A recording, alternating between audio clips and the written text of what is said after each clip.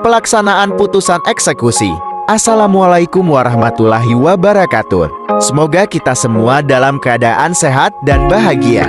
Video kali ini Trios akan menjelaskan tentang pelaksanaan putusan eksekusi dalam peradilan perdata. Pelaksanaan putusan eksekusi dalam peradilan perdata adalah langkah terakhir dalam proses peradilan perdata, bertujuan untuk memastikan pihak yang kalah memenuhi kewajibannya sesuai dengan putusan yang sudah berkekuatan hukum tetap inkrach van gewijde.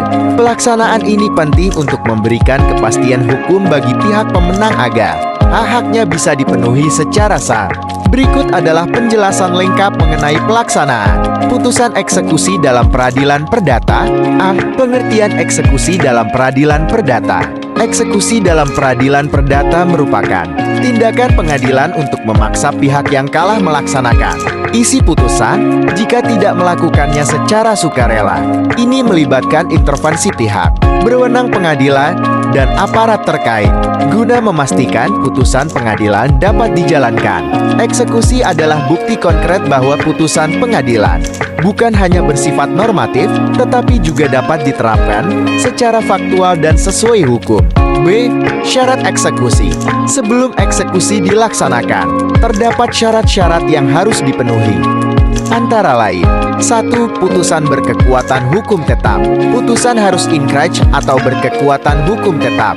Artinya sudah tidak ada lagi upaya hukum, seperti banding atau kasasi dari pihak yang kalah. 2. Putusan bersifat konstitutif. Putusan harus bersifat menghukum atau memerintahkan kondemnatoid, yaitu memiliki perintah yang harus dilaksanakan oleh pihak yang kalah. Jika putusan hanya bersifat deklaratif atau konstitutif, maka tidak dapat dieksekusi. 3. Permohonan eksekusi. Eksekusi dilakukan berdasarkan permohonan dari pihak pemenang perkara yang ingin haknya dipenuhi. Pihak pemenang akan mengajukan permohonan eksekusi kepada pengadilan yang mengeluarkan putusan. C. Jenis-jenis eksekusi. Jenis eksekusi dalam peradilan perdata yang sesuai dengan jenis kewajiban dalam putusan yaitu 1. Eksekusi real, eksekusi nyata. Eksekusi ini dilakukan jika putusan pengadilan menetapkan agar suatu objek diserahkan atau dikosongkan. Biasanya terjadi dalam sengketa kepemilikan atau hak atas properti. Contoh eksekusi real adalah perintah untuk mengosongkan tanah atau bangunan, di mana jurusita dan pihak pengadilan akan datang langsung untuk memastikan pihak kalah menyerahkan objek tersebut. 2. Eksekusi pembayaran uang. Eksekusi dengan gross akta. Eksekusi ini dilakukan jika putusan menyatakan pihak yang kalah harus membayar sejumlah uang kepada pihak yang menang. Jika pihak yang kalah tidak membayar, maka pengadilan berhak melakukan penyitaan dan pelelangan terhadap aset atau barang milik pihak tersebut untuk memenuhi kewajiban pembayaran. Eksekusi ini biasanya disertai dengan gross akta, akta otentik yang dibuat oleh notaris dan memiliki kekuatan eksekutorial seperti putusan pengadilan. 3. Eksekusi penggantian kerugian duangsam. Duangsam atau uang paksa adalah pengenaan denda yang harus dibayar oleh pihak yang kalah apabila tidak segera melaksanakan putusan. Ini ditujukan sebagai bentuk sanksi tambahan agar pihak yang kalah segera memenuhi putusan pengadilan. Misalnya, jika pihak kalah menunda pelaksanaan, maka akan dikenakan biaya denda tertentu setiap hari keterlambatan. B. Pihak yang memimpin dan otoritas eksekusi. Eksekusi dilakukan oleh jurusita pengadilan yang bertindak sebagai pelaksana teknis di lapangan. Jurusita melaksanakan eksekusi atas perintah dan penetapan ketua pengadilan yang merupakan pemegang wewenang untuk memerintahkan eksekusi. Ketua pengadilan berperan dalam memastikan eksekusi berjalan sesuai hukum dan memberikan persetujuan atas tindakan yang diperlukan selama proses eksekusi berlangsung. Tahap-tahap prosedur eksekusi dalam peradilan perdata. Pelaksanaan eksekusi diatur secara prosedural untuk memastikan hak-hak pihak terkait tetap terlindungi dan prosesnya berjalan sesuai aturan. Berikut tahap-tahap pelaksanaan eksekusi dalam peradilan perdata. 1. Permohonan eksekusi oleh pihak pemohon. Pihak yang menang mengajukan permohonan eksekusi kepada ketua pengadilan. Pengajuan ini berisi permintaan agar pengadilan melaksanakan putusan karena pihak kalah tidak bersedia memenuhi kewajibannya. 2. Penetapan eksekusi oleh ketua pengadilan. Ketua pengadilan akan memeriksa apakah putusan tersebut sudah berkekuatan hukum tetap dan apakah objek eksekusi sesuai dengan permohonan. Jika semua syarat terpenuhi, ketua pengadilan akan mengeluarkan surat penetapan eksekusi sebagai dasar pelaksanaan di lapangan. 3. Panggilan dan peringatan Anmani. Jurusita memberikan surat panggilan dan peringatan Anmani kepada pihak yang kalah, biasanya dengan tenggat waktu tertentu, agar pihak yang kalah melaksanakan putusan secara sukarela. Peringatan ini bertujuan memberikan kesempatan terakhir kepada pihak yang kalah untuk memenuhi putusan tanpa eksekusi paksa.